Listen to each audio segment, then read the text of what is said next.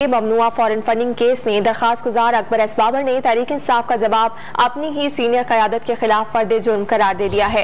दावा किया है कि रिपोर्ट में पीटीआई के 11 अकाउंट से लाताल्लुकी का इजहार किया गया।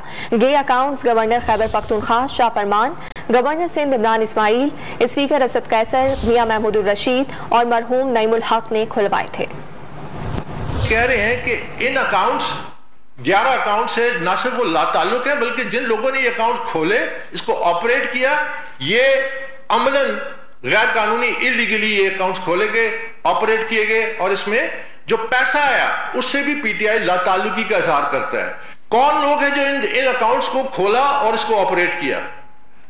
स्पीकर कौमी assembly mister Asad Qaiser, governor KPK mister Shah Farman, governor Sindh mister Imran Ismail, senior minister Punjab Mian Mahmood Rashid, former president PTI Punjab late Ahsan Rashid, adviser to the prime minister late Naeemul Haq sahab, mister Zafrullah खटक। ये कोई 12 नाम मैंने आपको गिने, इसके अलावा और नाम भी हैं।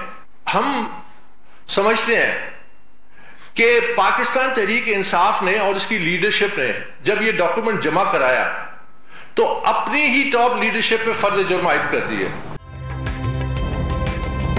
ताज़ा तरीन वीडियोस के लिए हमारा YouTube चैनल सब्सक्राइब करके बेल आइकन प्रेस करिए ताकि आपको मिले हर अपडेट सबसे पहले।